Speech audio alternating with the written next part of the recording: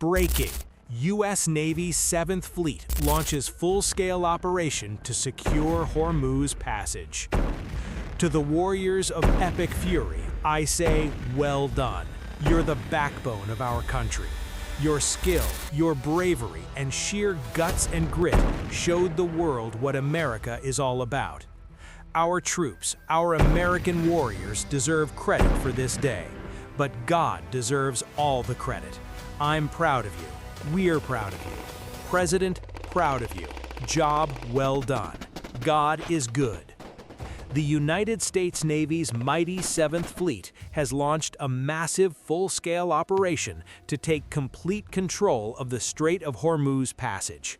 In an overwhelming display of naval power, dozens of warships, aircraft carriers, destroyers, cruisers, submarines, and support vessels have moved into the strategic waterway with one clear mission: to permanently secure the passage, eliminate all Iranian threats, and guarantee unrestricted safe transit for international oil tankers and commercial shipping. Tehran is reportedly stunned by the speed and sheer scale of the American response. The operation was activated after weeks of escalating Iranian provocations, including attempts to board merchant vessels, deployment of new coastal missile batteries, and repeated harassment of international shipping. The 7th Fleet, America's premier forward-deployed naval force responsible for the Indo-Pacific and Middle East regions, received direct orders to restore order and establish lasting security in the strait. This is not a limited patrol. This is a comprehensive, multi-layered naval campaign designed to dominate every dimension: air, surface, and subsurface of the narrow choke point. Admiral Jonathan Hayes, the commander of the 7th Fleet, stood on the flag bridge of the USS Ronald Reagan supercarrier as the sun dipped toward the horizon. Around the massive carrier, the fleet was already maneuvering into coordinated battle formations.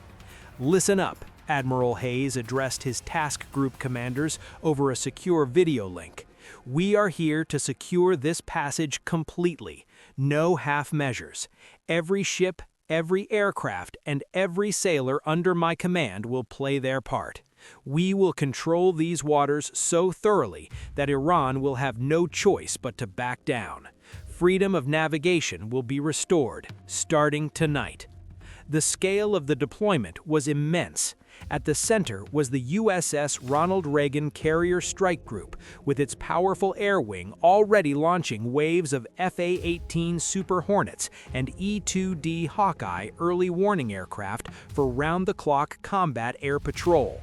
Flanking the carrier were 2 Arleigh Burke-class guided missile destroyers, USS Decatur and USS Gridley, their advanced Aegis radar systems actively scanning for any missile or drone threats from the Iranian coast. Ticonderoga-class cruisers provided additional air defense layers, while littoral combat ships moved closer to the shallower coastal areas to monitor small boat activity and potential mine threats. Beneath the surface, Virginia-class attack submarines glided silently through the depths, using their superior sonar and quiet propulsion to hunt for any Iranian submarines or underwater threats. High above, P-8 Poseidon maritime patrol aircraft swept the area with their advanced sensors, feeding real-time intelligence to every ship in the fleet. Amphibious ships carrying Marine Expeditionary Units stood ready in the rear, prepared to support any necessary landing or security operations if required. As darkness settled over the Gulf, the operation entered its most active phase. The destroyers began conducting deliberate freedom of navigation transits straight through the heart of the strait, their powerful Spy-1 radars and electronic warfare suites actively jamming Iranian coastal surveillance systems. Fighter jets from the Reagan maintained constant combat air patrols, ready to intercept any Iranian aircraft or drone that attempted to approach the American formation. MH-60R Seahawk helicopters lifted off from multiple ships, flying low over the water to search for fast attack boats or suspicious vessels attempting to lay mines. One of the most critical and delicate parts of the mission involved clearing suspected mine zones. Specialized minesweeping helicopters, equipped with advanced sonar and magnetic influence systems, worked methodically alongside surface minesweepers to identify and safely neutralize any underwater hazards. At the same time, armed patrol boats from the littoral combat ships conducted close-in security sweeps to prevent Iranian small boat swarms from interfering with the main fleet.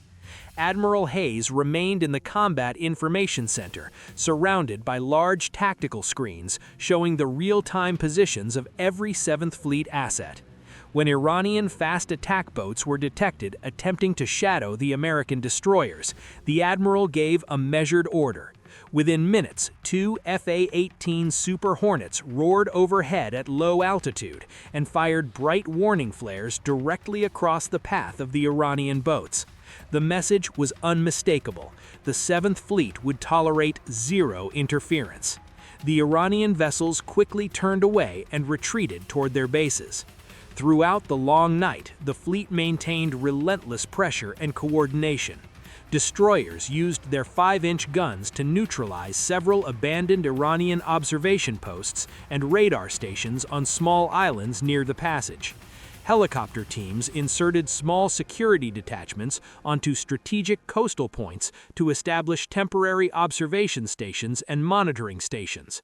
Electronic warfare aircraft continuously disrupted Iranian military communications, making it extremely difficult for Tehran to organize any coordinated response.